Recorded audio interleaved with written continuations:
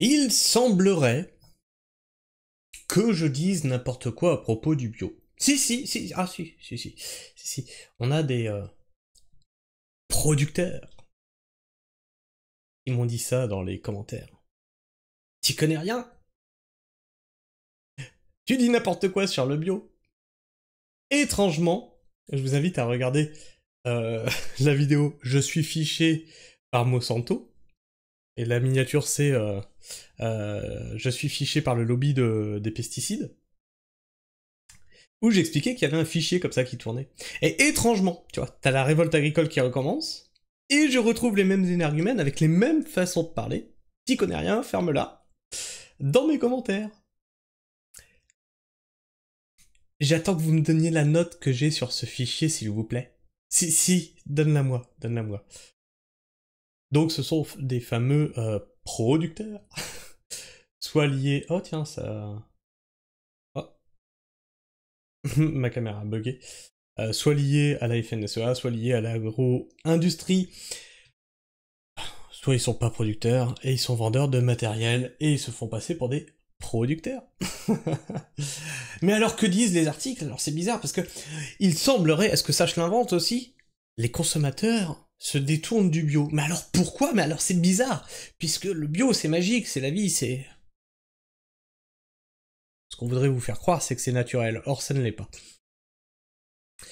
Produits bio, pourquoi les consommateurs s'en détournent? Entre 2015 et 2020, le marché du bio a connu une croissance spectaculaire de 10%. Et oui, bah oui, mais encore une fois, là, c'est la même chose que l'usine à insectes, hein, qu'on a traité hier soir. Le marché du bio est un marché subventionné par l'État.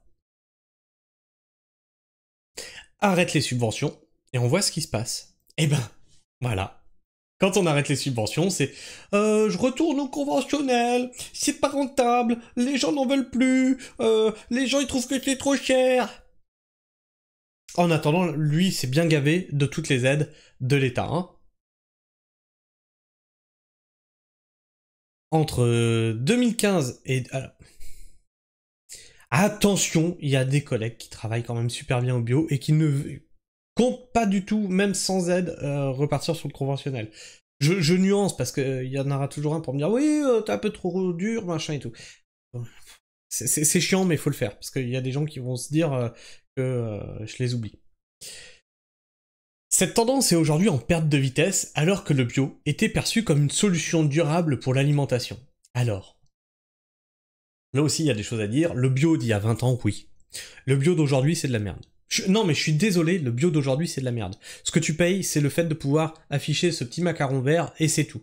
C'est de la merde. T'as le droit d'utiliser des produits, ça s'est ouvert à pas mal de choses, et me dis pas que t'as pas le droit. J'en ai parlé avec des producteurs bio, ils m'ont dit oui, c'est vrai, on a accès à des produits qui sont acceptés dans le cahier des charges bio. Le cahier des charges bio n'est plus le même qu'il y a 20 ans. Alors, ils ont accès à des produits, ça ne veut pas dire qu'ils les utilisent. Nos maraîchers tuteurs, par exemple, ils sont en bio. Ils n'utilisent pas ces produits-là. Ils pourraient le faire, mais ils les utilisent pas. Il y a ce truc qui fait que maintenant, on peut plus avoir confiance au bio. Il y a aussi le fait que, bah, comme tu as le droit à des produits contre les ravageurs, mais il y a aussi le fait que le seul produit que tu peux utiliser contre les champignons, etc., et les maladies cryptogamiques, c'est le cuivre. Tu te retrouves avec des légumes qui sont avec un taux de cuivre surélevé. Et il faut pas oublier que le cuivre est un métaux lourd qui se retrouve dans ton sol. Et qu'est-ce que fait le cuivre? Il empêche la vie mycorhizienne. Tu te retrouves avec un sol mort, un sol de vigne. C'est pas rigolo, c'est génial, elle est pas belle la salade. Elle est pas belle la salade à ce niveau-là? D'ailleurs, il y avait une étude qui était parue où on s'est retrouvé avec des enfants qui avaient des taux de cuivre dans l'organisme qui pétaient les scores. Et quand on s'est penché sur l'alimentation, ceux qui avaient des taux de cuivre qui pétaient les scores, c'était des consommateurs d'agriculture biologique. Voilà.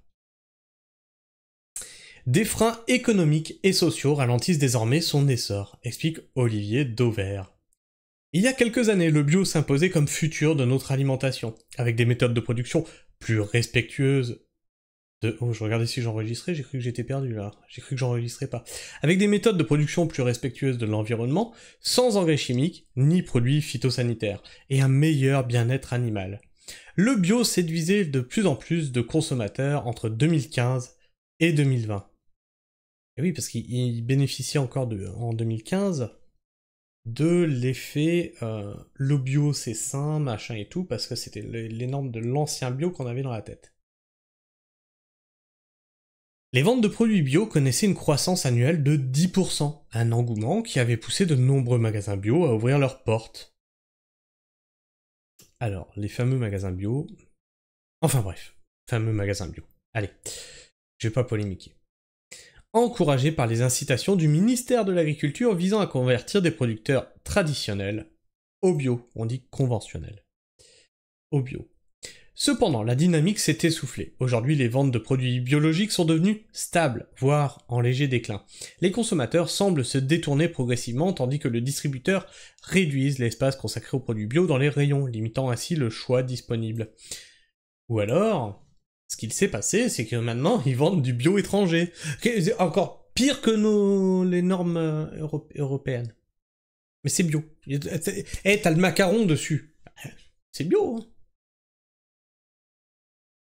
Pourquoi cet essoufflement? L'une des raisons principales est le prix. Le bio est effectivement plus cher que les produits conventionnels.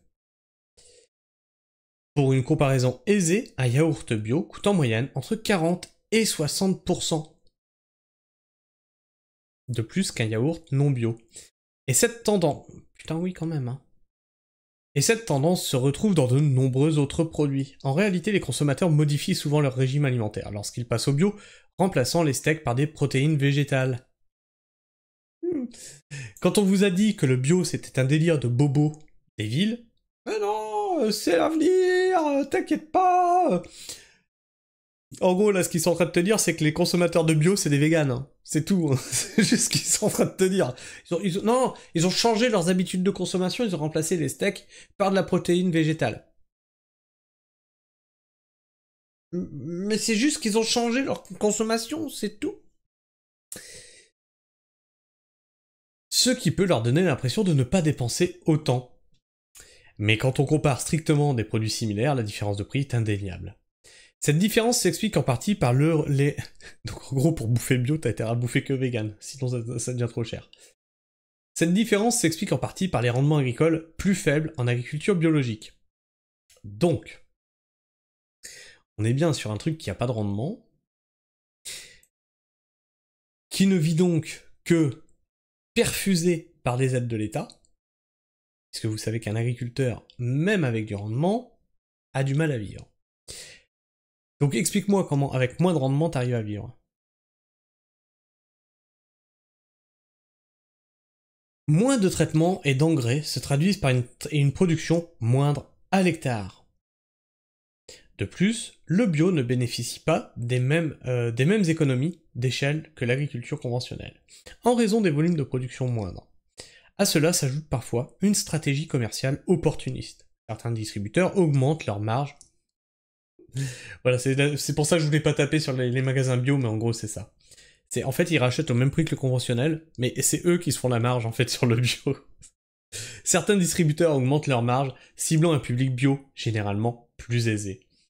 Ces écarts de prix sont particulièrement visibles sur les produits du quotidien, comme la confiture, une confiture bio de fruits rouges par exemple, peut coûter 2 fois plus cher qu'une version classique. 2 fois plus cher! Bah tu la gardes, hein, moi je vais me la faire tout seul, hein, ma confiture. Hein. De même pour les produits non alimentaires comme les shampoings, les versions bio affichent souvent des prix nettement plus élevés. Et nous sommes à la fin de l'article. Et toi, public, est-ce que tu consommes bio ou est-ce que tu es un vilain méchant réac, comme moi, tu es un réactionnaire, et tu manges conventionnel? Oh non. Non, non, non. Dans mon public, ils sont tous sains, ils mangent tous bio. Hein, c'est... Allez, dites-moi ça dans les commentaires. Est-ce que tu manges bio ou pas? Est-ce que tu trouves que c'est trop cher ou pas? Est-ce que tu trouves qu'on bouffe de la merde ou pas?